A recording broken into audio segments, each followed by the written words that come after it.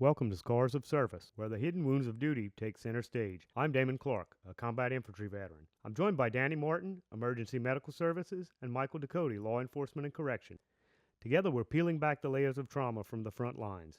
Whether it's the battlefield, the ambulance, or the streets, these are the stories of what we've lived through, and the moments that don't end when the shift does, and how they reshape life off duty. Raw, real, unfiltered. We're here to share the scars you can't see, along with the strength and faith it takes to bear them. Let's work through it.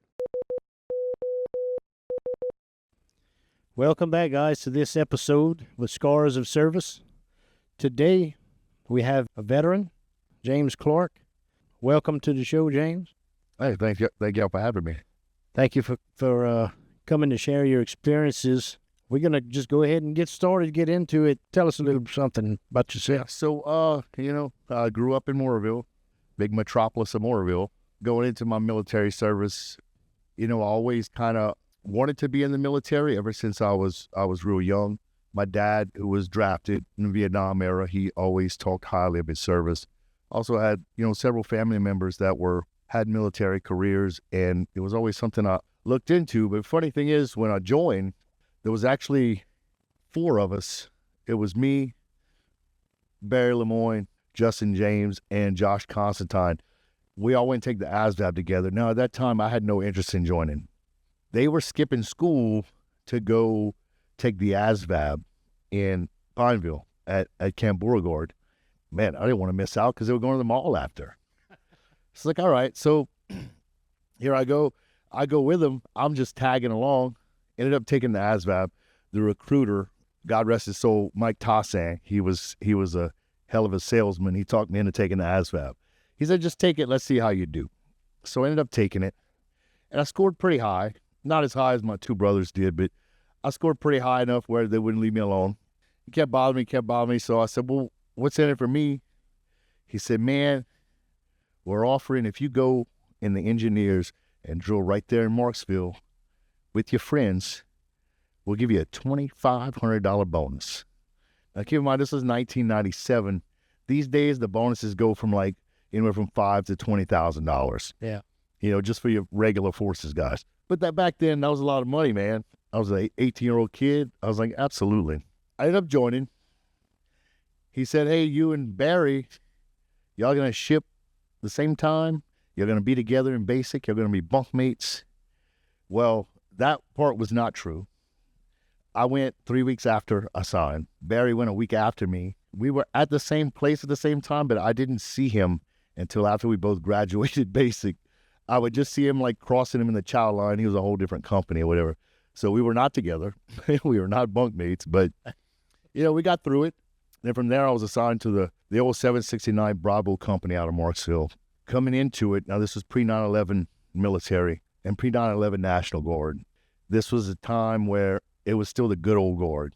You went there, they were hanging out in the back, drinking, barbecuing. So back then, my first drill, they used to do a lot of community projects during drill, like they would haul dirt or do dirt work for softball fields for schools. There was times we go do carpentry work somewhere, just all kinds of engineer work around the community.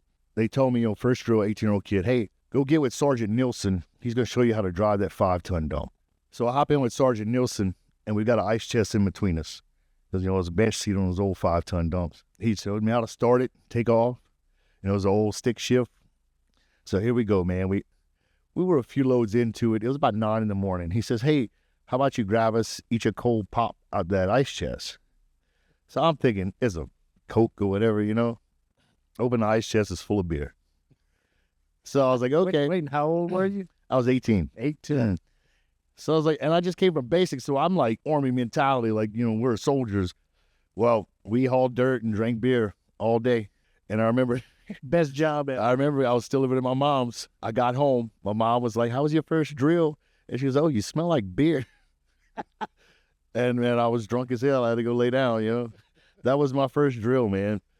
We had a lot of good times in those times, It was all about just having a good time. There was really no big missions going on, no big deployments. They were coming off the Desert Storm hangover. 2005, August 2005. That was, Katrina. Yeah. When Katrina came, I was I was young and single then, cutting up. I remember getting a call. I was living right there from the high school. We had those old flip phones then, you know, it was no old Nokia phones, right? Yeah. And somebody was ringing my phone off the hook. So I wake up. I was at Curls all night the night before, right? So I wake up all hungover. I'm like, hello? And it was my platoon sergeant. Get your ass here now. We're going to New Orleans. I was like, for what? And he said, the hurricane. I said, what hurricane? That's how, you know, out of it I was. I didn't give a shit what was going on in the real world. He said, the biggest one is about to hit the United States. I'm like, oh, okay. So I report in. Now, every other time before that, we had multiple hurricanes and floods. But every other time before that, we would go down to New Orleans. We camp out at Jackson Barracks for a few days. We were usually drinking and cooking. Then once it'd blow over, we'd go to Bourbon Street. We'd party. The next morning, we'd go home. I packed the uniform I was wearing, a little bit of my gear, you know, my LBV, my helmet. The rest was civilian clothes, you know, going out clothes. I was going out. That was we're going to go down there. We're going to have a good time. So we posted up in Baton Rouge at the 769 headquarters. It was by the airport. We'd already sent the first wave in. That was Peanut, Daniel Goche and them. They went in. They were an advance party. So they go in. Storm comes in. We rode it out in Baton Rouge. I mean, it was pretty bad, but nothing compared to what it was in New Orleans. We still had, you know, we lost some power. There were some things blowing around, whatever. As soon as it passed, we realized we lost all comms with the advance party. We lost all cell phone. There was no communication, nothing. Oh, yeah. I remember you could get a few texts out. Yeah. That was about it. Yeah, so the guys we had over there telling us, because we were, during the storm, they were riding out in the hill, and I remember them saying how bad it was down there. About midnight, that communication cut out. Yeah. So we're in the second wave. Nobody knows what's going on down there. Things are kind of, you know, getting a little calmer, a lot of rain and stuff. Everybody's just sitting around, what we're going to do. And then somebody, a higher up, made the call. Okay, we got to push in New Orleans. We got to go see what's going on. So we loaded up, huge convoy. We hit I-10. You know, the deeper you get into it, the more damage you see. I remember when we got to the Bonnet-Carré Spillway, I remember riding the truck and looking, and, you know, the train tracks run alongside the spillway. Mm-hmm. And I remember sections of train track missing. Like whole sections of train track was gone. Like somebody just took a bulldozer and just wiped them out for huge sections. So when you saw that, immediately, what started going through your mind? First thing in my mind, I thought, oh shit, I only got one uniform. Because I knew it was about to be hell, you know. We're not going home in a few days, you know. As we pushing farther in, we get into Kenner, and right when we get into Kenner, we could see there was a little bit of water, about knee-deep water in a lot of those places. There was people already looting, just tearing those stores up. You know, they got a few storefronts on the service road. I remember us stopping, the whole convoy stopped, and we're like, everybody's like, what are we going to do? What are we going to do? Somebody said, well, there's nothing we can do. Let them do. You know, we got to push farther. So in our route there, we got about to Metairie, and there were all kinds of people walking on the interstate, and, you know, it was just complete chaos. I remember there was a guy in a Marine uniform, just Marine camis, full uniform, walking down, like not a homeless person, and he was a Marine. So we pull over, and we're like, where are you going? He said, man, I'm home on leave, and this thing hits. We don't have anything. Like, my family is in a shelter right now. We don't have anything. So I just figured the best thing I could do is suit up and go hop on with the next thing smoking, you know? Yeah. Help out. So we're like, hell, get in. So we took this Marine in with us, right? And he was a good dude, man. He stayed with us for a couple weeks, and then finally he went to, he ended up going back to wherever Marine base or whatever, once he was able to fly out. But so we continue to push in. We start getting into the city. At this point, the levees had already broke. The flood was coming in. There was already National Guard. There was SRT, MPs, a couple other units posted at the Superdome. There was some sleeping in the Harrah's parking garage. You had a large group of them dealing with the shelter, the Superdome shelter. We pulled up, we went around the dome. The dome was kind of like an island. It was about chest deep water all the way around the dome. You know, kind of going in blind, you know. Yeah. I remember we pulled over on the side of the Convention Center Boulevard near the aquarium. We just kind of posted up and waited for somebody to make a call. Like, what do we do? So then finally we got a little command and control. They started breaking us up. My team, I had 2 trucks, several guys, and they were like, y'all are going to be going to City Hall. Y'all are going to be the last-ditch effort to evacuate City Hall. So what we did was we went to City Hall. We linked up with this major that was there, and he was like the liaison. He said, I need you guys just to post up in these offices, stay in these cubicles. When it's time to break camp from here, we're going to let y'all know when y'all going to extract the mayor and city council. Everybody who was there.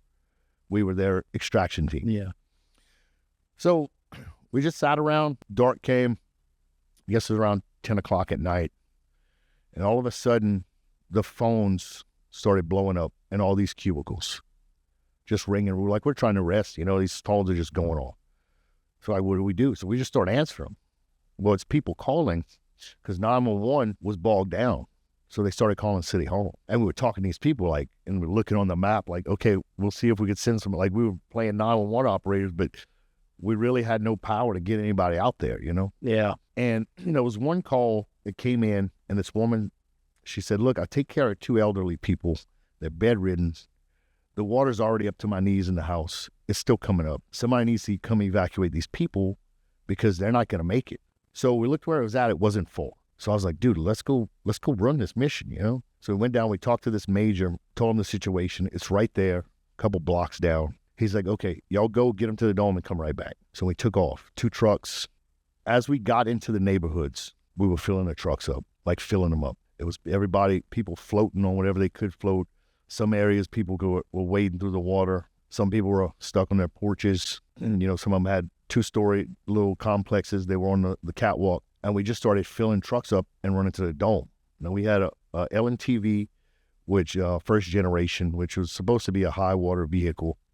And we had a 5-ton dump. We would fill up trucks, go dump at the dome. We'd come back and we'd fill up again. We just kept running like that as much as we could. We never got to these people we were looking for. They had other rescue teams going out at that time. It was kind of some uncontrolled chaos, but search and rescue efforts. Yeah. We just kept running, man. And that's all we kept doing. We would get to points, we'd keep going deeper and deeper in the water. Or what I'm guessing is deeper and deeper. It was also kind of, the water was rising, Some places we had no lights, headlights were under on these big high water trucks. And we had some little flashlights and stuff, but we were highly unequipped for this. So we killed the trucks and then we would listen for people and we'd yell and they would yell back. And that's how we were finding people. And they were actually tying ropes to us. Some of us they would tie a rope to, and because we couldn't see anything. So we would tie a rope around us and whoever was still in the truck was holding the rope and we would go out, we'd grab people. A lot of these people couldn't swim and we'd get who we could, we'd bring them back. And that was just y'all just getting out there and just doing it. It wasn't just doing it, yeah. Wasn't a coordinated. No, we had no command and control, nobody telling us what to do, where to go. We were just going, man. It's kind of like one of those things, everything went to shit, but the fact of the matter is lives still need to be saved and yeah, who's going to do it? I don't think anybody was prepared for No. I say that a lot. You watch these Katrina documentaries that came out, and I try not to get mad at them because it's through the eyes of other people that, and a lot of eyes that were there after the fact or didn't see the side we saw. But a lot of people don't understand, we were victims too. We had nothing. We had a few trucks. We didn't have proper search and rescue equipment. We had no boats. We didn't have any of that. Yeah. We just went out there and started doing stuff. We kept doing that. This ran at least 24 hours. We were nonstop. So all throughout that night, then early morning hours, into the daylight, we were just running, exhausted, but still doing what we had to do, And when we get to places where people were trapped in their houses, which what happened was when the water came up, a lot of these old houses, the doors swole shut and windows swole shut, and they had burglar bars, so they couldn't come out. Yeah. They were literally trapped in their houses, and the water was rising. We had these old vehicles, army vehicles. They had a thing called a Pioneer kit, and it was like a pickaxe, a dull axe, and a shovel. It came with every vehicle. It was part of your BII. Yeah. We took these Pioneer kits, and we started busting walls out of houses big enough to pull people through. Let me tell you, it was hot. That's the one thing I remember the most, is being so hot, just whacking away at these walls of these houses with this dull axe and pickaxe until we get a hole big enough to pull somebody through. it brings to my mind something that I saw that no one had ever explained to me what it was about. It looks like they spray painted like I think an X with numbers on it. Yeah. So Can you explain it? I don't remember what numbers meant what, but the X was how many living they pulled out, depending on where one side of the X was how many people they rescued, how many dead on one side. I don't remember the third. I want to say it was three numbers, 3 or 4. I think it was 3. Yeah. Yeah. So one, I don't know where one of them was, but I know one was the people they rescued from there, and then the people that were still dead. Oh, okay. That came a little later, like a few days into it, and this is when you had more people showing up. Yeah. At this time, it was a bare skeleton crew. You know, you had the majority of us were down there at the dome holding it down. You know, we're talking about Louisiana National Guard as a whole. You had some spread out somewhere. You had some that were at Jackson Barracks, and Jackson Barracks went under, so they had to get rescued. You know, and we moved a lot of equipment down there. That all got lost. You know, once the levees broke. And that's what it was with the water. The levees breaking. Yeah. And the soup bowl filling up. Absolutely, yeah. Those levee breaches were the worst thing that could have happened. You know, Yeah, because the storm was one thing. right. And it caused some damage, but those levees breaking were a whole game changer. And I don't know if you wanted to get into it. I don't know if he would want to, but I heard a pretty incredible story of you rescuing a certain person. My down brother? Now, before I get started, when I tell this story at parties and whatnot, I always exaggerate a little more. there. Ron, if you ever listen to this, we will need to get your side of this story also. So I'll tell you the truth of it. We did save him. Now, me jumping in and rescuing him and carrying him on my shoulder and him crying and all that might be a little fabricated. But I got to give him shit about it, you know? So they were on a different mission, and earlier that day, and their vehicle broke. The guys that were with them left them and said, "We're going to come back for you." Well, they never came back. I mean, and then the levees broke, so it was flooding and all that. Yeah. Him and the other guy's name was Jeremy Ware, one of my good friends. They just said, "Hell, nobody's coming for us. Let's just try to find our way back." At this time, yeah, we've gone to New Orleans before. We've gone party in New Orleans, but we didn't really know New Orleans. And you got to figure, this is New Orleans underwater with no electricity, no street lights or nothing. So surely we didn't know our way around. So they were just kind of coming back towards the city, hoping to find something. And it was around the Hyatt. It was there in the early morning hours. And we were coming back to the dome, trucks loaded with people. We had people on the hood and some on the cab, on the headache rack of the dump truck. Yeah, we just loaded as many as we could. And we're coming through the water. And I see, like in the street, there's kind of current. You know, there's a pretty swift current. And there's one guy holding on to a light pole for dear life. And then another one, he had a knife in his teeth, like he was Rambo or something. And he was doing a breaststroke across in the current. And I remember saying, "Who are these assholes?" So we hit some lights on him. And I said, "Hey, are you okay?" And I looked, I was like, "Oh shit, that's Jeremy." And then I looked over, I was like, "Shit, that's Ron." So I hollered at him, and he finally caught himself, and he goes, "You know, they were so happy to see us, you know." So I bet we threw him a rope and got him in. Then they just carried on mission with us from then on out. Then at that point, we were together. Yeah. But that's the true story. But the part about him, look, he had a knife in his teeth and doing a breaststroke across the current. And I'm like, "Who's this asshole?" "Oh shit, that's my brother." He had a big survival knife in his teeth. I'm like, "This dude." And man, they had a long night. Yeah. They spent a long night trekking back to the city, you know, and they were almost to the dome because it was just somewhere around the Hyatt. Because I remember once we picked them up, not too long after that, we drove through under the Hyatt, like they drive through. We get to the dome that night. I remember at this point the dome was absolute chaos, and I remember unloading. We're tired. We're like, "Man, maybe we could lay down a little while or something." And I remember unloading that load at the dome, and I was like, "Let me just go peep in there and see what's going on." So I walked into the stadium, and I saw what was going on, and I turned around and I told my guys, "Get back on the trucks. Well, let's take our chances out there." Damn. And not that it was people killing, but it was just chaos. Chaos, yeah. Absolute chaos. There was so many people in there. And there's no way that they could have prevented. I mean, all the different crimes that took place that the people themselves said that took place. How are you going to control that? You can't, like I was telling you when we rolled in, the people were just tearing those businesses apart, Yeah. Somebody was like, what are we going to do? And I said, we're not going to do anything. What can we do? You know? It was just overwhelming. And you can't get mad at these people for that. It was something to see. The way I say it is they went from pretty much overnight, this huge metropolis, this huge city, greater New Orleans area, went from being civilized and everything to straight survival mode in less than 24 hours. Right. And that's what it was. They were in survival mode. We were too. It was just something to see. I always say, like, people talk about, like these doomsday preppers and stuff. Oh, when it goes down, I'm ready. And I remember back then, like you're not ready for that. I'll tell you right now, nobody's ready for that. No. Because when society goes survival mode, it's every man for himself, and it's nothing you want a part of. And the mentality of that area in New Orleans as a whole, it was just like the mentality I said about every storm previous to Katrina. We went down there, it wasn't nothing, and we carried on.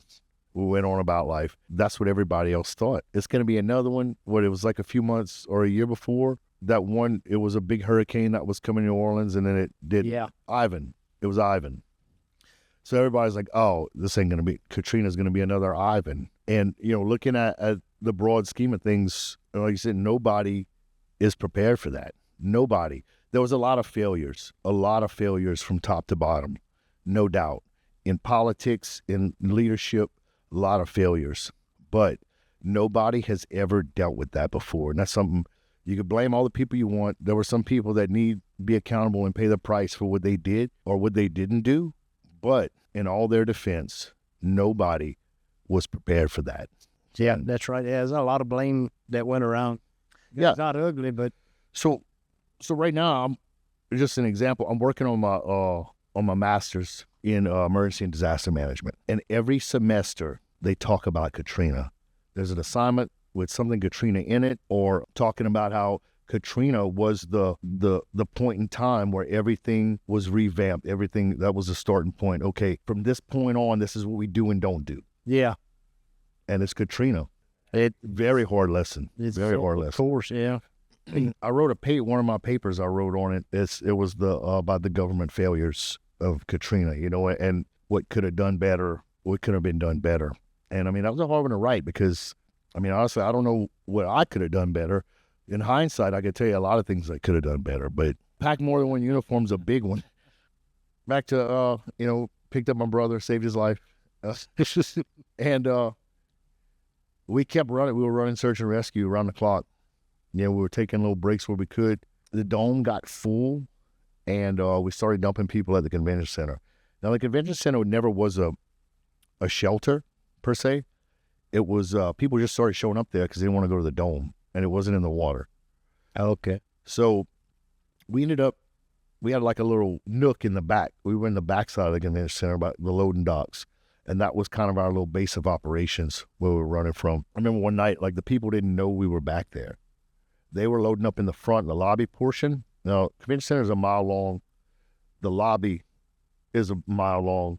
Yeah. The backside, where the arena, I guess, and the loading docks and all that, it's a mile long. So we're just in one little spot. They really didn't know we were there. And the doors to the lobby opened to towards the lobby. So they would lock when they would close. So they couldn't pull them open, So we were safe back there. Like, people didn't know we were back there. So it was a safe spot for us to sleep. Not saying that people were trying to get us. But when they figured out we were back there, they thought we had food, we had water. Right. Which we did not. We had a bare bones, couple cases of MREs, some water, and a lot of stuff we were getting out of some of these businesses that were looted or whatever. We'd go in, grab some bottles of water, some snacks, canned goods, whatever we could get our hands on. Because like I said, we were victims too. We were in survival mode. Mm-hmm. That was one night we had came in and we had get a little rest. We were laying on our cots. All of a sudden, something started ramming those doors loud. And I mean, just louder and louder and louder. And you could hear the yelling and bam, bam, bam, bam, bam, bam, bam, bam. And we're like, holy shit, what do we do? And at this point, you had probably 2 or 3 units of us back there. We just woke up. We didn't have weapons. All we had was a few riot batons, and that's it. And you got hundreds of people trying to beat this door down, thinking we have something. So we waited out the night. The next morning, we gathered up all our stuff, and we rolled out, and we went to the West Bank. So yeah, it was a hell of a time, man. Some of the longest days of my life, but we did save a lot of lives, and that's one thing I am proud of. Some we couldn't, some a lot. We told, hey, we would load up, and we did it. Women, children, elderly, and once we were full, some people had to stay behind. Sometimes we didn't get back to those people. So many people. That's something that kind of haunts me to this day. I would promise we're coming back. Like I said, it was so overwhelming. Sometimes we would never make it back to them. Yeah. Now I like to think they made it out, but I don't know. Yeah, so that's a good, I guess, turning point. We some of them might not have made it out. We know some didn't. So where did it go from there with you? Oh, you mean how I deal with that, or Processing it? that, and Well, it took me a while to process it. So I kind of didn't have time to process it for the longest. As the water went down, we rolled right in the clearing streets for the contractors to get in. We were an engineer company, so we got all the stuff we needed then. We were getting more established. We were based out of the Alario Center, so we were just coming into the city during the day. We'd clear roads. We had sections of neighborhoods or streets we had to clear each day.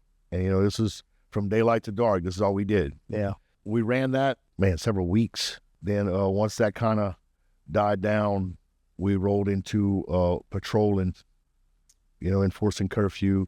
That's when it rolled into Task Force Crescent Guard, where we were, the contractors in, they're kind of doing their thing. We were kind of like a security force, enforcing curfew, keeping people out of areas where there were a lot of dead still weren't found. Yeah. We had to preserve all this. So, I felt so bad for these units that came in from out of state, all we call them EMAC forces. And it was about 3-4 weeks till we finally got like EMAC forces. 82nd Airborne came in. They claimed they did stuff. They really didn't do a whole lot. I'm going to go ahead and say it. They came there, they didn't have any ammo or nothing. They didn't. Nothing. Yeah. They did do some things. They did.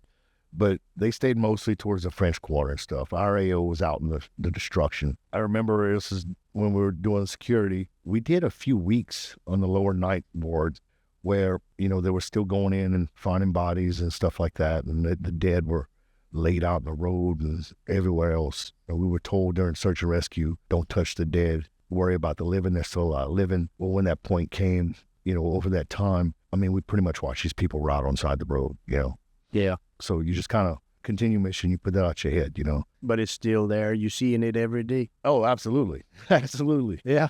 I'm going to say the only time I was really scared, I had time to be scared, was during that time when we were blocking off that huge section of Lower Ninth Ward. The water was down by then. We had from Claiborne at Caffin, I don't know if you're too familiar with New Orleans, but it's deep in the Lower Ninth Ward, right past the canal, and everything back towards St. Bernard Parish. We had checkpoints on every block. Caffin Street was the cutoff. And we sat there. The NOPD had it during the day, and then we had it at night. And we kept people out. At this point, you had people coming in, not just people looking to loot or nothing. You had all these media, these people just being nosy, and there were still people, bodies still back there. Well, when the sun went down, we had night shift, and that was some of the longest, eeriest, scariest night, because when that sun went down, it was dead silence, no lights. We had little light sets and stuff, but it's right there by the river and the canal. So man, that fog would roll in, and I'll tell you, it was something like a horror movie. Weird, man. And you could feel the death. Like bad things happen there. You felt it. That was the only time I was really scared. Those were long nights. And then once things started winding down, things started opening back up. They started cutting us back. Now, at that time, I was on the counter drug task force. They called me back a little early. So I guess a few weeks early before the Katrina orders ended, I got pulled back to my counter drug job. And then population started coming back. Things were coming back alive. Then crime rate, murder rate spiked. So then we got called back in for a task force gator. First, they called in the MPs. At this time, I was transitioning from the engineers to the MPs. Reason why, I was in the engineers about 10 years by that time, and they were standing up the MP battalion. And I was kind of looking for a change. I was about to get out, and I was like, I might want to do something else. And I saw these guys driving around in these Escalades that were commandeered. They were Army people. I remember hearing. And they had vests on. I'm like, man, who are those guys? It was me and Ron and another guy. We were sitting on the pulling security on the food distribution point right by the Riverwalk Mall, sweating in full gear, just sweating all day. I see these guys pass. I said, who are these assholes? They're like, oh, that's the new MP battalion. I was like, oh, no shit. What do they do? They're like, oh, man, they're military police. I was like, oh, really? Okay. So after that, when we got back from Katrina, I transitioned over to the MPs. So then Task Force Gator happens. They call in all the MPs. NOPD was still depleted. So all the MP battalion came in. They deputized them. State police deputized them. They pretty much just sent them out and said, go fight crime. About a month in the Task Force Gator, my counter drug orders ended. So I jumped in. The Task Force Gator. Had my friends down there. They were out there fighting crime, chasing bad guys. Like, let's go do that. In the early stages of it, they had us patrolling in Humvees. We were carrying Berettas. They had us staying at the Holiday Inn Superdome. That was our base of operations. And it was, our precincts were split up into 3 districts. When I came in, I got assigned the 5th district, which was the part of the 7th Ward, upper and lower 9th Ward. We were just kind of protecting property and stuff like that. You stayed in the lower 9th Ward at that time. That was just a bunch of warehouses and debris and stuff like that. But yeah, it started populating fast, and that murder rate kept climbing. And that was the thing that got me into law enforcement. It was action-packed, man, like action-packed. You were getting in 2 or 3 foot pursuits a day. There was shootings, there was carjackings, there was, you name it, it was there. The murder, all that, all the crimes, everything. And we had outnumbered NOPD, those precincts, we outnumbered them 2 to 1. So we were the first responders to everything. NOPD was pretty much just come and transport, because we had Humvees, we couldn't transport. So we were rolling up to things and handling business until, we had them all detained, whatever we had to do. And then we call NOPD, they come do the transport. It was crazy, man. Some of the wildest times, as far as, seeing dead people I probably saw more doing that. And not just all murders and stuff. When big city like that, a lot of people die. Oh, yeah. A lot of people die, man. We were getting several a day, and like, Jesus, like I said, we're all murders. There were some bad ones. There were some bad scenes I rolled up on. Shit I've never thought I'd see before, Yeah. Or I ever thought I'd have to see ever. We ran that for about 4 years after the storm. Y'all stayed that long after? Oh, yeah. So it's December of 2007. We're still there. And they actually stayed till 2009. That last year I had left. I went to Iraq. So it was December of 2007. My mom was so happy. This is the first Christmas all 3 of us were home. All 3 brothers, right? Because the other 2, they'd been deployed before already. They were going places. I was the only one that didn't deploy yet. So Mom was so happy. All 3 of her sons are home. I remember it was a week before Christmas, and my platoon sergeant calls. And he says, hey, I got some bad news. I said, what's that? He said, we're going to Iraq. Like, you shit me? I said, we're in New Orleans. He's like, no, we're going to Iraq. I said, well, when? He said, we're probably leaving in March. Oh, shit, March is right there. He's like, yeah, so y'all going to have to come off Task Force Gator at some point, and then we got to move up. I hung up the phone, and I remember my mom being so happy about all 3 of us being home that Christmas, and I'm like, I'm going to wait till after Christmas to tell her. Yeah. So I waited. It was in January when I told her, hey, I'm going to Iraq. Fast forward to March 2008, we began our pre-mob. Pre-mob usually happens at Camp Beauregard for us. Then you leave. We did that for about 3 weeks. Then we went to mob at Camp Shelby's. We did about a month at Camp Shelby, just training up to go to Iraq. And the mission was to train the Iraqi police. That's all they told us. You don't really know what you're doing until you get over there. But they'll give you a general idea. So what we did, we trained up and we did scenarios and all kinds of stuff of us working with a host nation police force, that we not just working with them, establishing them as police officers. We run through all that. We get to Iraq. We get with the unit. It was a unit out of New York. That's who we ripped with. We meet up with them. We did the left seat, right seat, which was about a week long of them just taking us around the stations and showing us, hey, this is what you're doing. This is what we're working on, blah, blah, blah.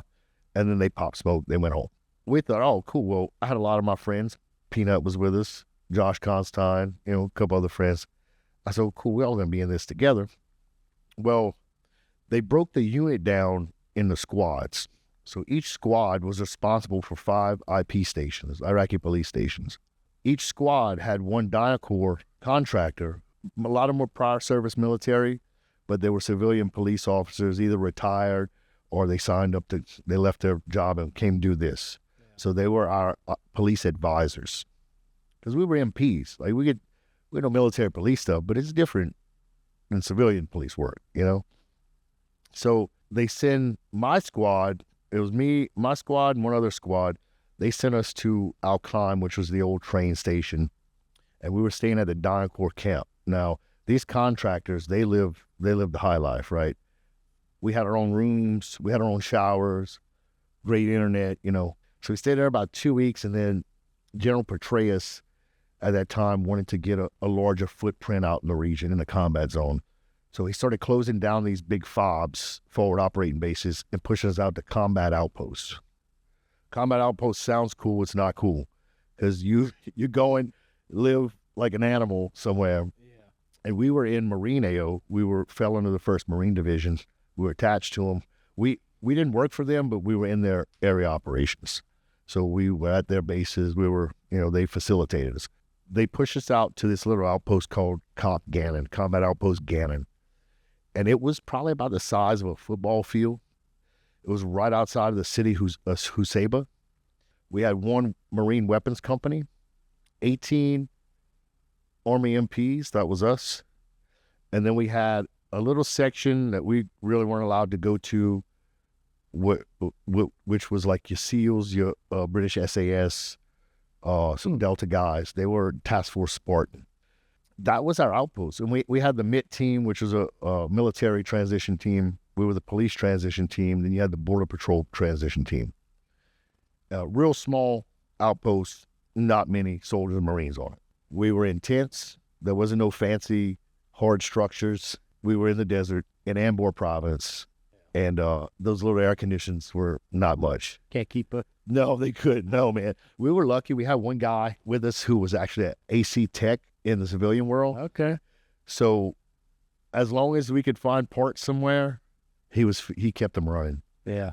So we were kind of a big asset to the Marines because we had that. We had him. Hell yeah. Yeah, he stayed busy. We would run mission all day, and in the night or whenever we were back at the outpost, he was working on air conditioning.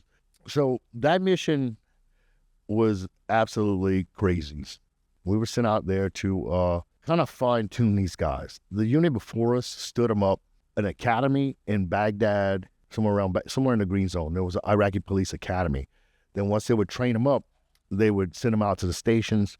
Then you had the units out there receiving them, and then they're teaching them how to operate as police officers. So the point we got them, they already had brick and mortar buildings, their police stations. They had equipment. Most of them were trained up. Our big focus was teaching them to be police officers, community policing, stuff like that. When we received them, we call them firemen with guns because they would stay at the station all day and watch TV and drink chai and smoke cigarettes until something would happen. They would all go out there and they would handle it, the whole bunch, and then they would come back to the station. Nobody was patrolling. Nobody was going out in the neighborhood meeting people, say, hey, we're the police, Yeah. Just basic community police and stuff. Right. So we did a lot of foot patrols. We were out the wire almost every day. By the time I was there, I think I had 200-300 missions under my belt and just teaching these guys how to be cops. We did have interpreters, but, Damon could tell you, like, depending on what your rank was or your position, said how experienced your interpreter was. So a low-level MP squad, we didn't get a good interpreter. We got some guys that didn't even speak English. I didn't know why they were even interpreters, you know. The one thing I learned with that, like, we did get some hit or miss. We get some good interpreters, but when you got a good one, don't let anybody know how good they are, because somebody's going to take them. Yeah. You know, somebody with more ranks going to say, hey, we need this guy. What got me by was, one, speak to the kids. The kids knew English. They got a lot of their English from American TV, American music. They love rap. They all love, at the time, 50 Cent was hot. Yeah. They all love 50 Cent. Every one of them, man. Damn. They spoke pretty good English. So before we'd leave for mission, we would, collect all the candy. If we get to go to Alisai, we'd buy a bunch of candy. But a lot of times we'd take the Skittles and stuff out of the MREs, and we'd stuff our pockets. So when you're out there, you give the kids candy, you keep the kids around you. A lot of them spoke English. You could get by.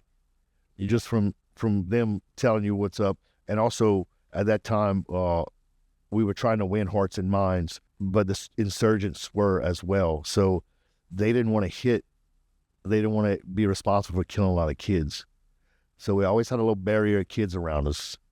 It kind of, I felt like it kept us safe. Yeah.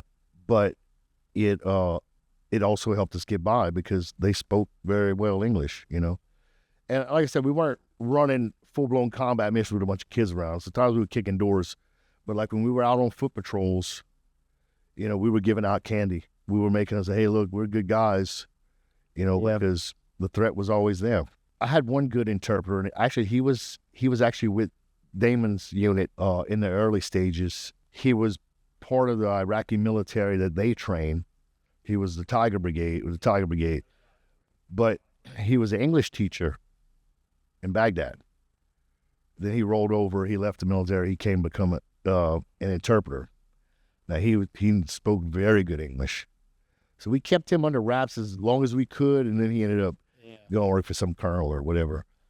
But it was a struggle, man. It was a struggle. The hardest part about training a lot of those guys was keeping them from shooting each other, which is the funniest thing. They watch American TV and they emulate it, right? So they would quick draw on each other, and they had no trigger discipline, no matter how much you try to teach them. There was constantly accidental discharges. There was one time we were going on a search warrant. IPs were on the lead. We were just, like I said, we were training them. So they were going to kick the door. We were just their backup. Going down the road, the Iraqi police truck just veers off the road and hits something. So we get out, and what happened was the guy in the back seat, it was some 4-door Chevy trucks. He was playing with his Glock, and he shot the driver. And the guy lived, but he shot him through the back seat. Damn. That's crazy stuff like that. It was so hard you couldn't make him understand that. Or like we'd issue him a brand new AK, and that was their service rifle, and they would go home and they'd come back with the stock cut off. And it's like, why'd you do that?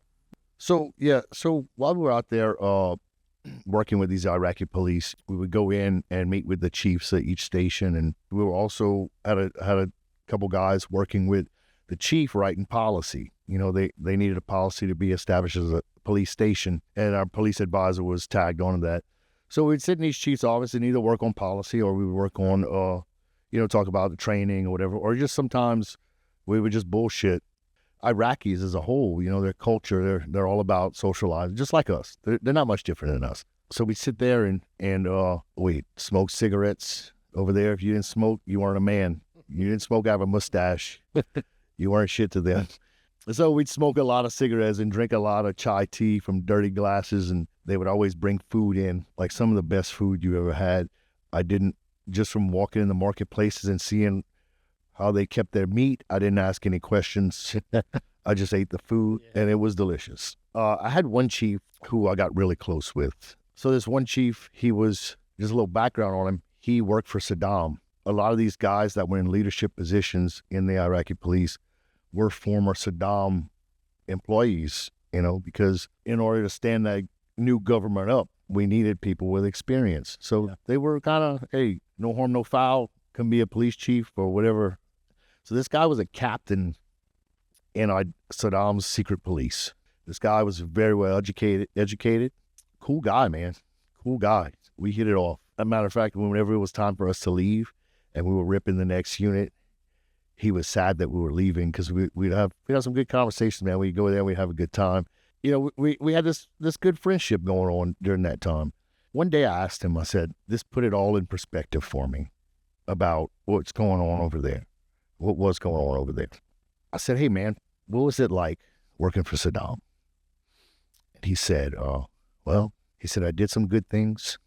I did some bad things. He said, but the fact of the matter is, I have 2 wives, a big family. He said, I have a lot of kids, grandkids. He said, I support them. I supported them then. He said, I worked for Saddam. He paid me. I fed my family. He said, now I work for you, me and the U.S. government. You pay me. I feed my family. And that's when it hit me. I'm like, man, these people are no different than us. They really aren't. No. It's all about, you got to work for the power that be. It's you got to feed your family. That's the number one. Support your family. That's the number one thing, man. That changed my whole perspective on a lot of those guys, regardless of what they did or whatever. To put yourself in their shoes. Yeah. We probably wouldn't be very much different than that. Absolutely not. Did I trust him? To a certain extent. When like some of these other guys, when we left there, I cut all ties. He wasn't my Facebook friend. He didn't have my number. Some guys would bring in interpreters back over here. The reason I did not do that, no matter what kind of friendships I made, there was another chief. He was the chief of Ubaidi. He was shady, man, very shady. And I really know his background. But there was times we would do payroll audits. We would show up on payday, and we'd have all the money, cash, we would get from our higher-ups at DHQ. And then we would sit down, and the officers would come in, and we had a roster with their names. And they would, like I said, a lot of them couldn't write. So what they would do, they would put a thumbprint by their name in the ink pad, and then thumbprint. That was their signature. Yeah. And then we would pay them, all right? And we had how much we paid each one, this and that. But there was always some, we called them ghost IPs. There were always some IPs on the roster that weren't there, or, would never show up. And the chief would always be like, well, let me just take that money and I'll get it to him. That guy's in training. That guy's sick. And this kept going on, man. I'm talking about 10 or 12 of them. There was always like these ghost names or whatever. Talking to my boss, who was a Marine captain, and he's like, he said, I asked him about it, and he said, no. He said, that dude's probably stealing that money. He said, y'all need to do a payroll audit. So we went down there to do a payroll audit. He gave us some shit about it. He didn't want to come off nothing. And we're like, well, where's all this money? Where's these? We need to see these IPs. They need to show up. Where are they? They need to show up today. And he didn't want to talk about it.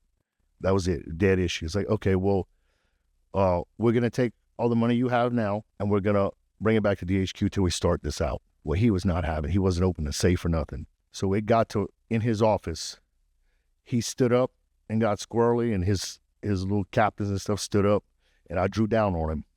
And all my guys were ready. We went in there ready. Yeah.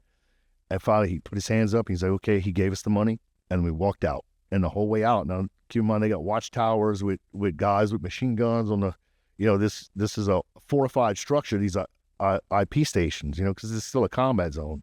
And we're backing out, guns trained on the towers, we're backing out in a tactical formation, getting back to our vehicles. We go back to our, to the outpost. Next day we went back, and they were acting weird. Everybody was acting weird. So we didn't think nothing of it. We went over there. Chief really didn't want to talk to us too much. We had falafels and kebabs with him. We drank some chai tea, and we left. We didn't get any work done that day. Chief was just kind of whatever. We get back to the outpost, and one of the intel guys from Task Force Spartan comes over and knocks on the tent. He comes in. He says, hey, they want to see you in the compound.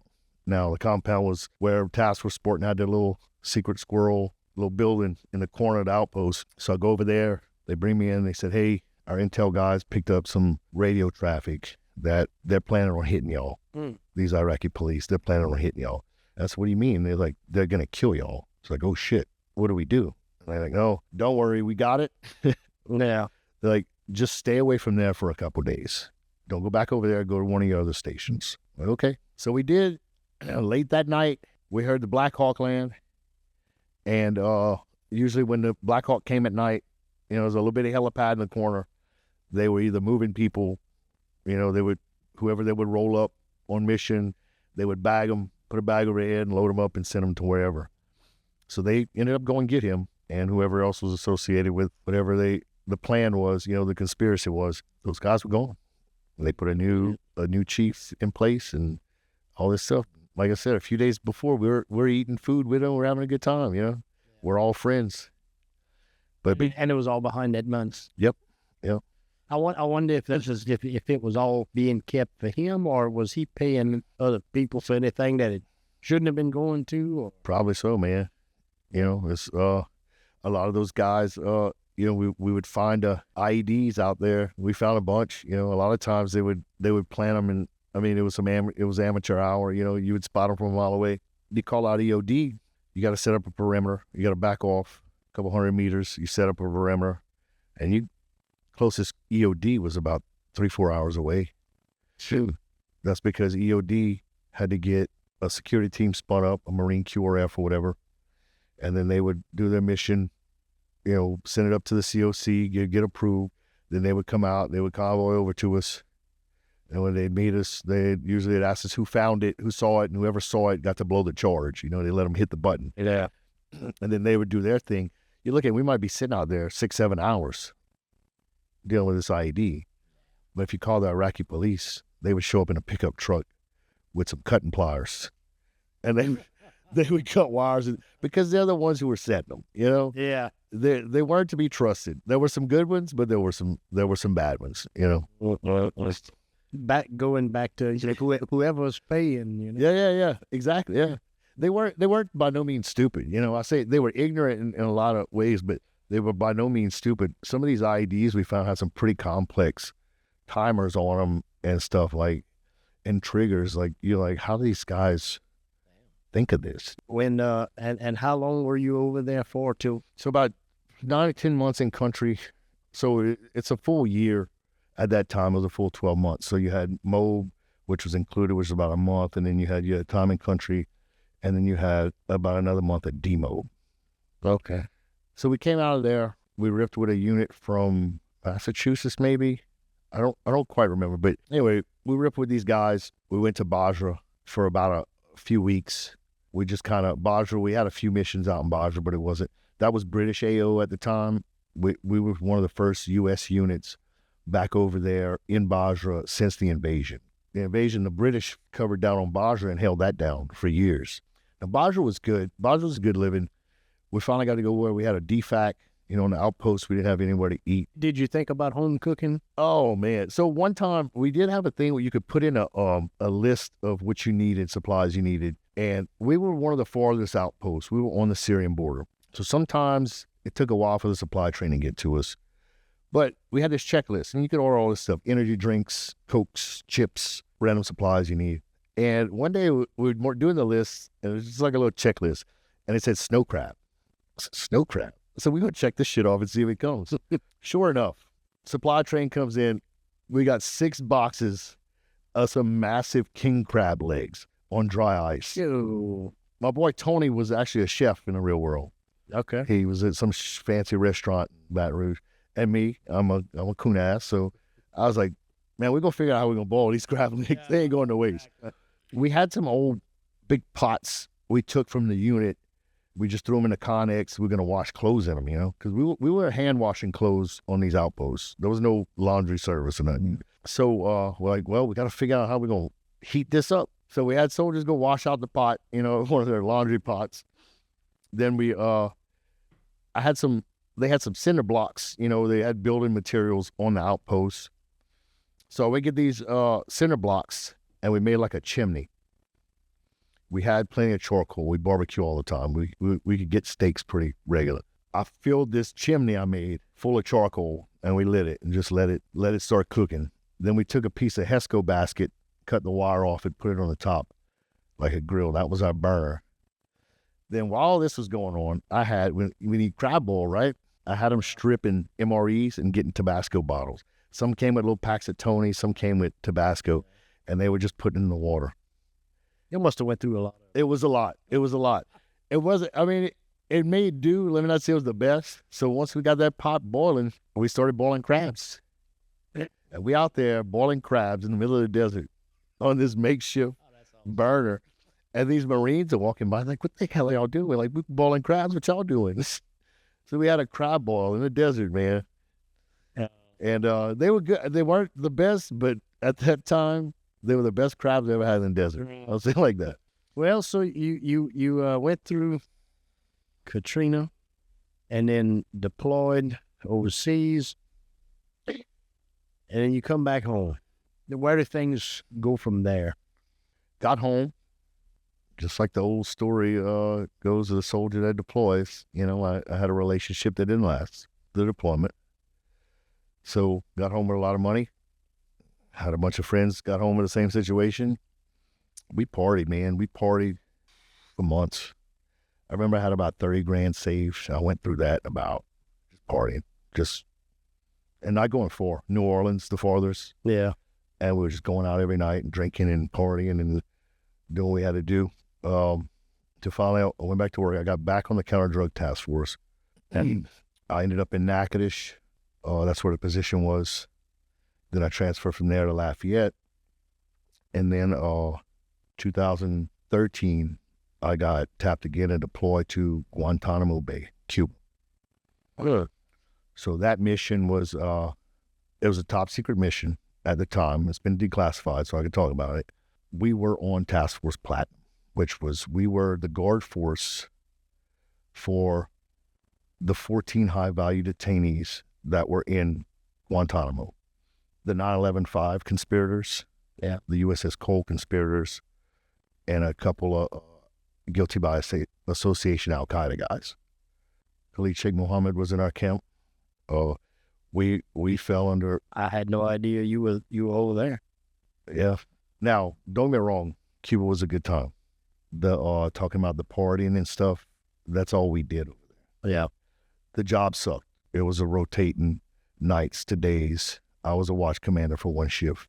And we were actually lucky. We went on the top secret mission. We were at Camp 7, which didn't exist at the time. It was considered a black site. It didn't exist. Okay. We worked directly for the partners, which the alphabet guys, need I say more? I got you. So that's who we worked for, but we were the guard force. Long nights in there. You went in there, you couldn't have any electronic device. You couldn't have, it was a skiff. You couldn't have anything where you could take pictures, record anything, whatever. So you read a lot of books, occupied yourself for 12 hours a shift. But then in our off time, we go to Guantanamo's got a lot of things to do. The beaches, which I say the beaches, they're not that great, but it's a beach. Yeah. They had bars, like nightclubs there, best workout facilities, fitness centers.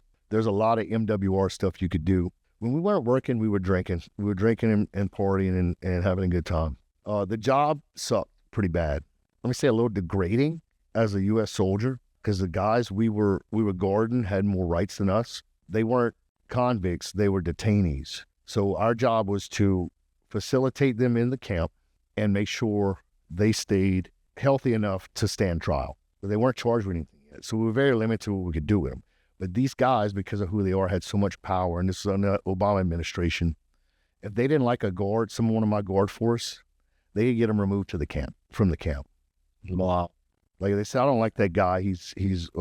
I would say they were very racist. If they didn't like a guy because he was black, they'd get rid of him. Just like that. And it happened. Oh, absolutely. And it was some of my best guys, or a guy that was too strict on them. And that's what it all boiled down to. Somebody that was too strict on them, made them follow the rules, because they did have rules. They couldn't do something. They would write letters to the camp commander or task force commander, and they'd get them removed from the camp. They would go work. There's nothing bad for these guys. They would go work somewhere else. They actually got a better job, but it would affect my guard force. Yeah. So, and I felt like I had no power as a watch commander because I had no power over my people. These guys could have somebody removed, and you're the detainee. Yeah.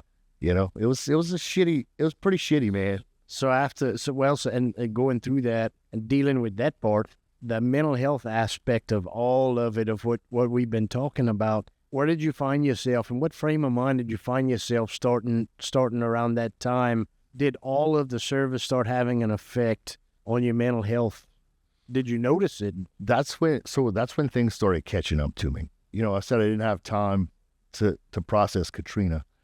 And, I remember my first VA appointment with a VA psych, and I told him my service, and he said, wait a minute, you did 3-4 years of Katrina, and then you went to Iraq? I was like, yeah. He said, man, you spent a long time in hell. And that's when it hit me. I was like, oh shit. Yeah, I didn't have time to process all that fucking terrible shit I saw. Then I come home and I just partied for the next couple of years and just kind of drowned it out.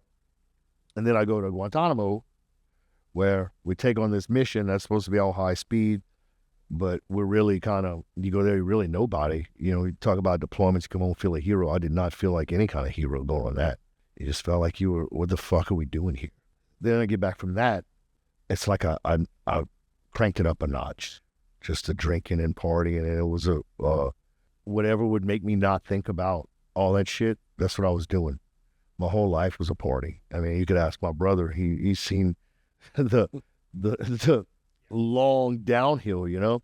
And we were doing crazy things, man. At party one night, and we were partying like we had a death wish. And one night, me and my boy, my roommate at the time, who was also a veteran, who deals with a lot of shit. He had a really bad tour in Iraq. He lost some of his close friends there, you know. And this guy, he wasn't at that time, you know. We were teamed up, and we were partying with a death wish, man. I don't know why we were doing it. I had some body armor on, and I was like, "Hey, man," we were in the garage, and he had a pistol there. He's like, "Let me shoot you." I said, "Okay." "You serious?" He's like, "Yeah." I said, "Okay, but let me hold it. I don't trust you hold it. Let me hold it." And I put it to my chest.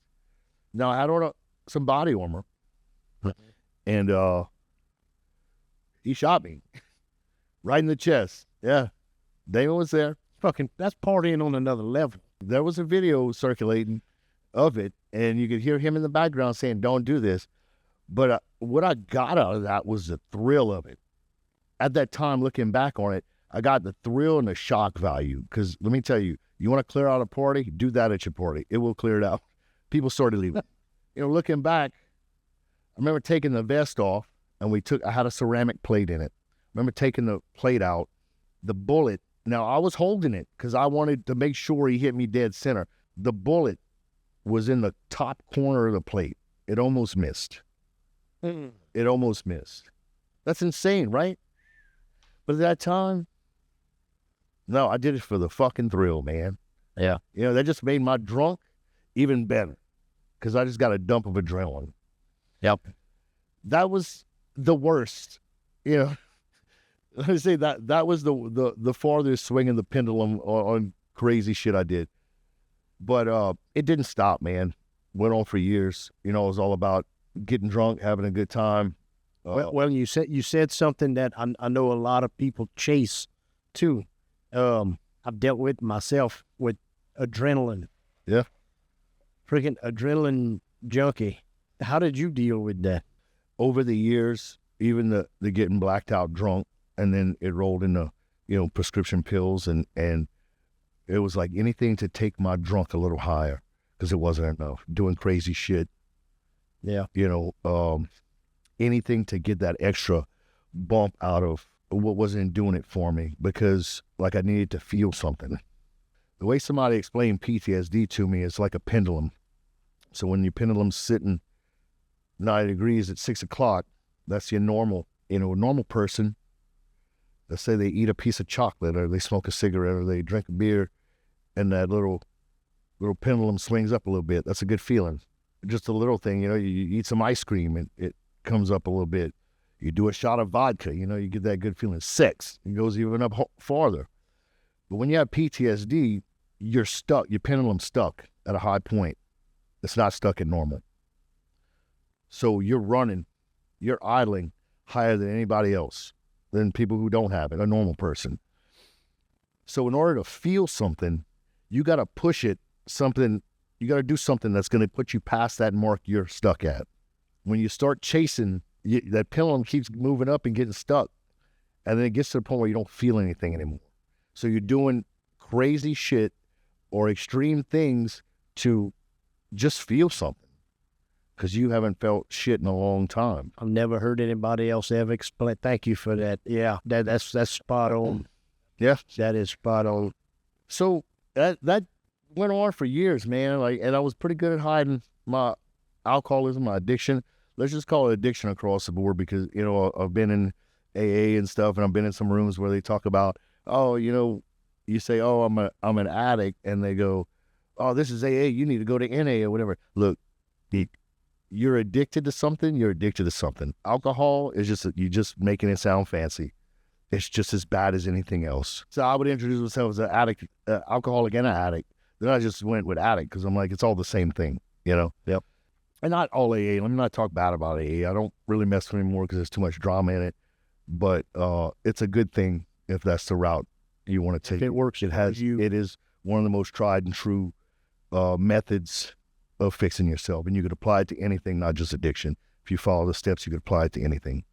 As this went on, and my lifestyle went on, like I said, I was very good at hiding it and turning that switch off when I needed to.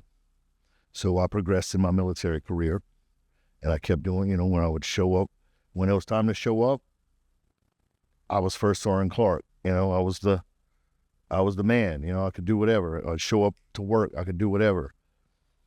Then it got to that point a few short years ago where I couldn't turn it off anymore. And my life that I was hiding, my alcohol and addiction, was blending in to my normal life. And people were starting to notice. And when I would notice that people would notice, I would go and hide, and I would avoid people. And people start noticing that. And it's like all this starts building up, and you're still hiding things. You can't, you know, it's like you can't get away from it. One day you hit that fucking breaking point. Yes. And it was, what it was doing to me was doing a number on myself, most importantly, doing a number on my marriage. I just had a baby, you know? Yeah. He was 5 months old when I hit my breaking point. So one of those, I come home from a binge, and there was one person I never could hide from, and that was my wife. She just knew. And man, I hated to go home and face her sometimes. When I was out doing my thing, whatever, and I'm like, fuck, I gotta go home. I prolonged it as much as I could. Well, I came home, and she had enough. She finally, I saw she had enough of my shit. Yeah.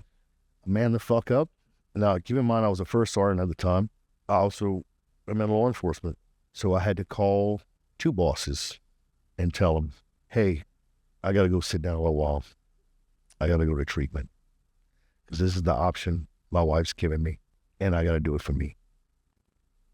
Yeah. Let me tell you, that's fucking humbling, man. And let me talk about both organizations that I work for. I was so scared, you know, with my statuses, and you know, I was a damn first sergeant in the military.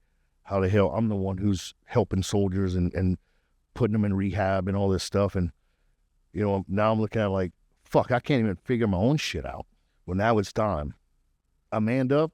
I told both of my bosses, and they said, go do what you got to do. We got you.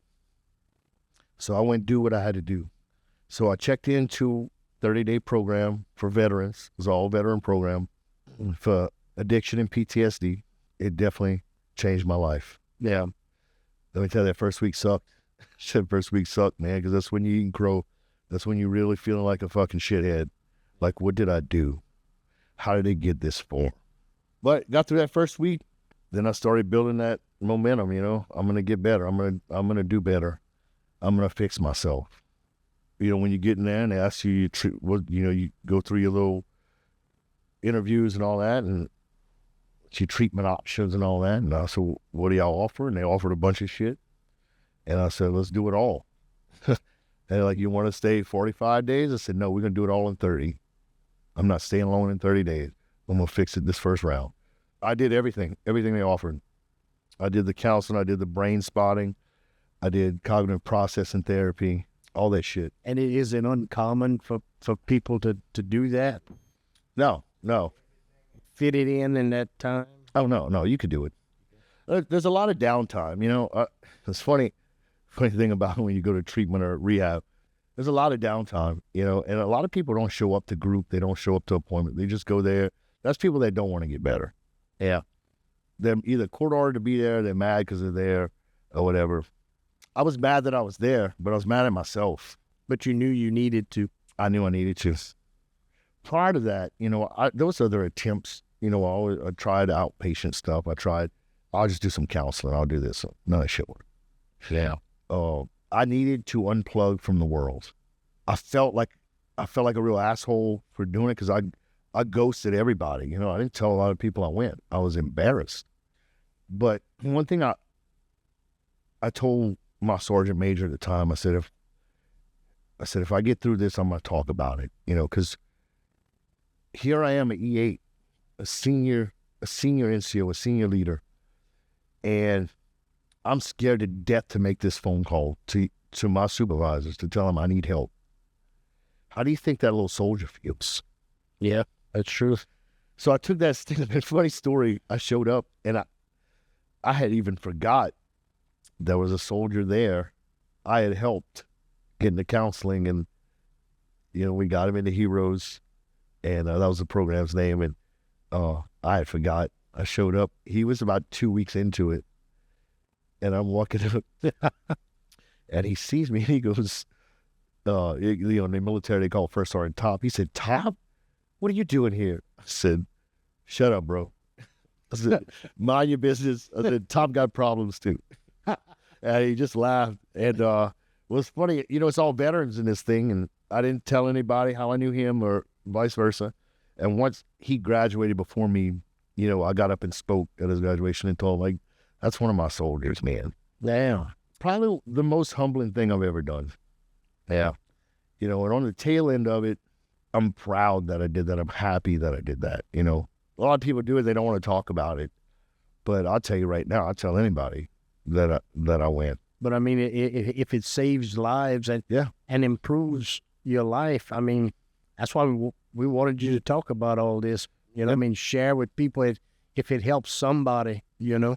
And it does. And just like I was talking about AA, but here's the key to it. One, you got to take accountability. You got to own up to, it's my fault. It's not anybody else's fault. You know, it's not, my counselor in rehab, he was the first guy who told me, you know, these other counselors, I'm a very manipulative person. I could make them think, you know, I would lie to my counselors, you know, before this. This guy, he's an older guy, used to smoke crack in the 80s. You know, he wasn't a veteran, but he got better over years, and then he became addiction counselor. I got assigned to him, and he's like, so tell me, first visit, he's like, tell me so what's going on, man? Why are you doing all this? And I said, man, well, look, you know, I got this. At that time, I was in a unit, pretty high suicide rate. We lost a couple troops, some of them that were close to me. One of them, you know, I served with his dad, you know, and I'm not putting anybody's name out there, but, you know, I knew these people, you know, they were my soldiers. That still messes with me because I feel like, you know, I felt like I should have saved them, but I can't, you know, I can't say they did what they did. I don't know. Nobody knows the answer on how to stop that. We're trying to figure it out, but whatever, moving on.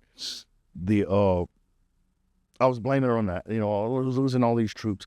My wife's this, my this and that, the stress from this, the stress from that, blah, blah, blah. And he said, okay. He said, so why are you getting fucked up all the time? So I just told you. He said, no. Why are you getting fucked up all the time? That's right. I said, I don't know. I said, I just told you why. I'm going through, look at all these problems I have. You know, this is why I'm doing that. You know, PTSD and all this stuff and Katrina and all that. And he said, no, you know what I think it is? He said, you're getting fucked up because you like to get fucked up. I was like, what? He said, you're getting fucked up because you like to get fucked up. I said, no, man. I said, that's not, you don't know what the fuck you're talking about. He said, I'm telling you.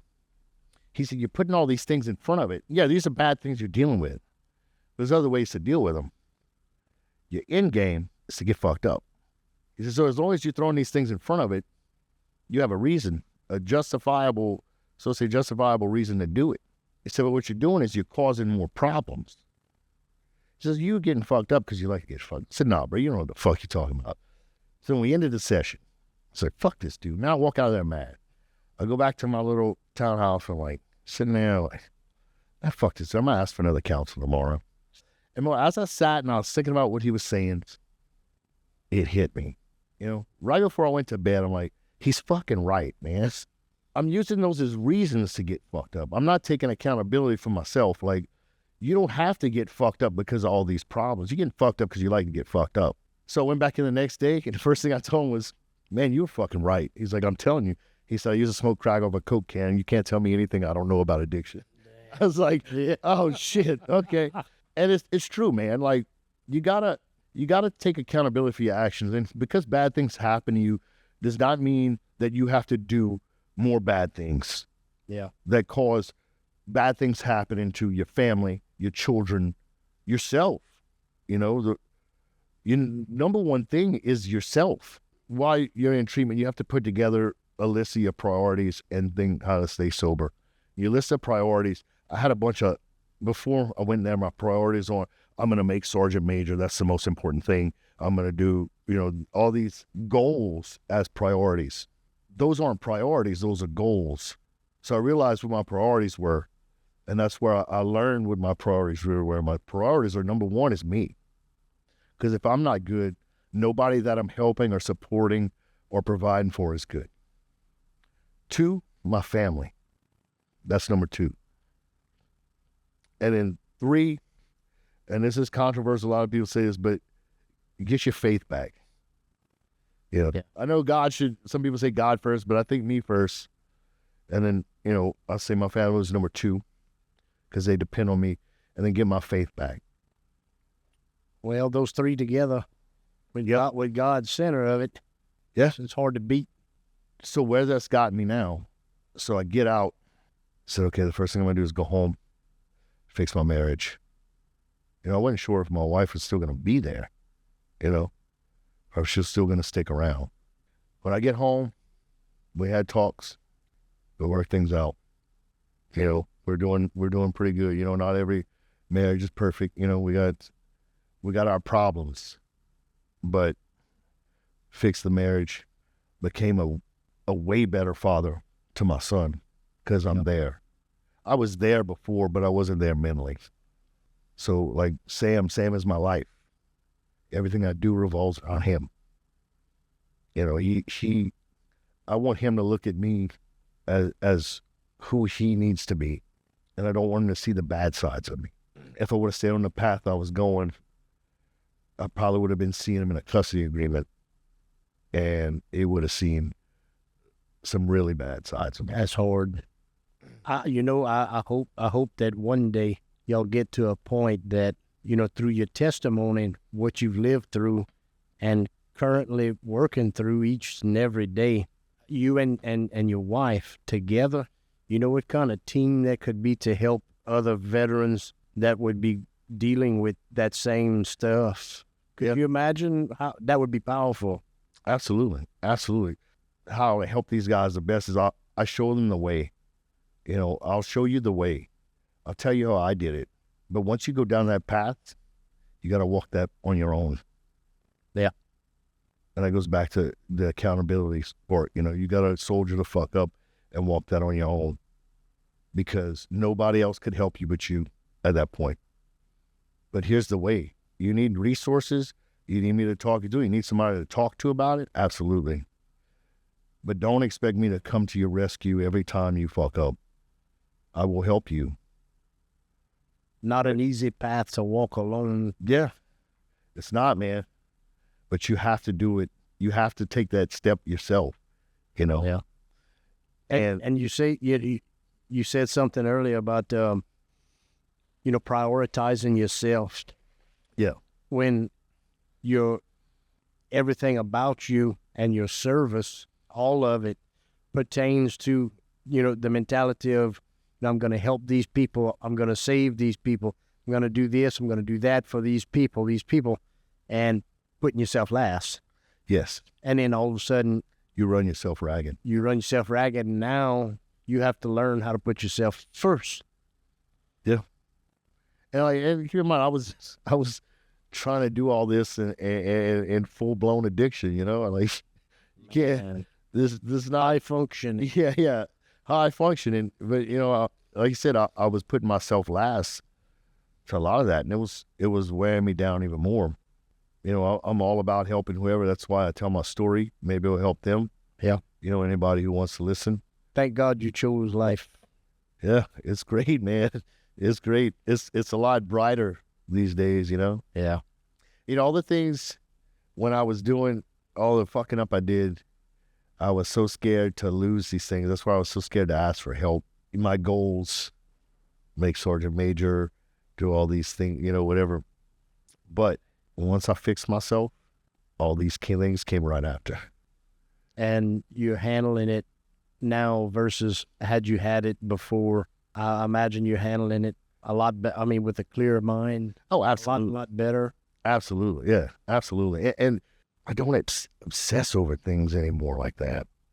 Like these things I said were my goals, or these things I was scared of losing, because if I would have went get help, when I was not right, I was obsessing over these things.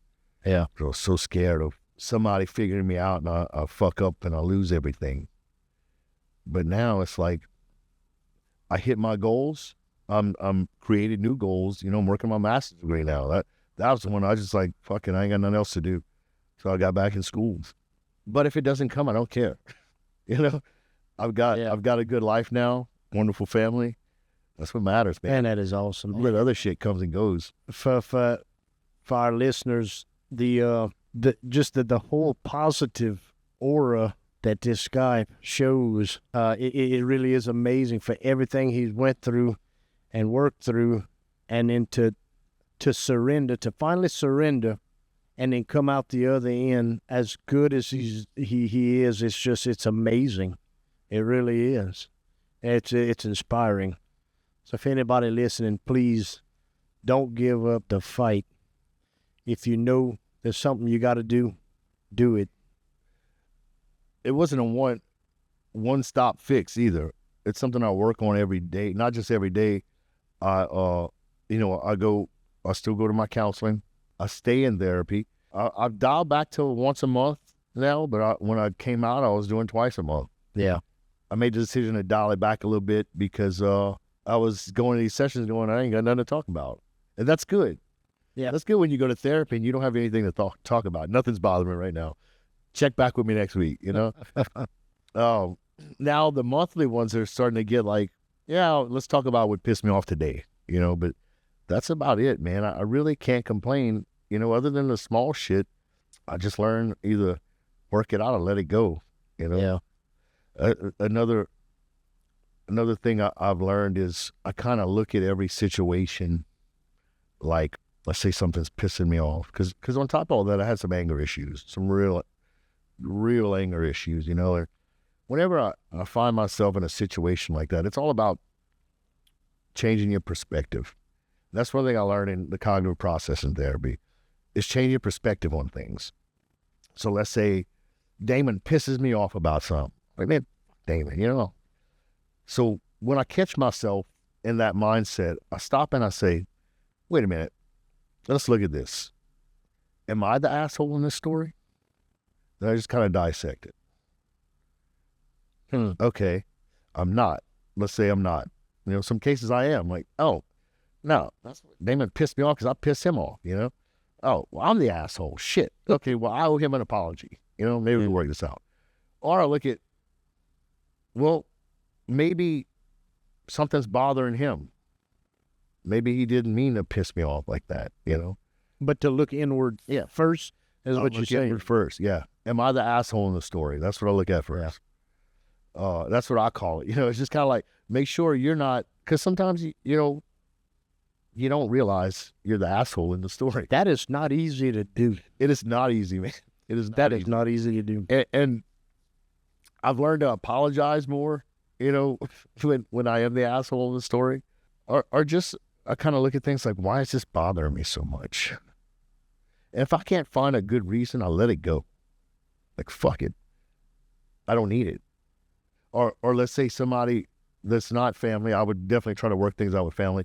But let's say I got an acquaintance or a friend who really is bothering me, or whatever the situation is. I look at, do I need this in my life right now? No. Yeah. Drop it. Get rid of it. It's not worth it. Oh, and that reminds me, if there is anybody that would like to try to find out more information on the treatment that you went through, or any more information on the place or anything, they can email us scarsofservicepodcast@gmail.com. If so, we can try to get you linked up and get you more information if you're needing it. Well, Absolutely. And if you're a veteran too, and you're listening, you're looking for help, whatever, and you're not in the VA system, I'll tell you right now, you're fucking up. When you're a veteran that's eligible, there are so many things, so many opportunities, resources that are out there. Treatment, take that for instance, $60,000 you pay out of pocket. wow. You know, at least depending on where you go. The one I went to, I saw the bill, it was $60,000. VA paid for that. They pay for your free counseling. You got all these resources. You know, I wish they had more free resources for first responders because, you know, being a first responder myself, I know what first responders go through. And a lot of times, first responders, cops, paramedics, firemen, y'all see more shit than any veteran will ever see in their whole entire career. Especially now that the wars are wound down and everything. You know, I always said the military, we train, fight. But law enforcement, paramedics, firemen, they fight, train. Yeah. But you have like semi-annual training, retrainer, you might take a little class in there, but you're out there doing the job every day, you know? Yeah. When you might go an entire military career without deploying. Yeah. You know? Well, I really do wish we had more resources. absolutely. There should be, man. Anything else you'd like to add? If there's anybody out there that needs help, you know, or that's struggling, you know, feels like they can't figure it out, there's resources out there, and I'm living proof to tell you, you can figure it out. You just got to take that step. You got to humble yourself. That's the big things. Well, thank you for coming on, Yeah, no problem, man. and we wish you the best in the future. And to all the listeners, thank y'all for tuning in.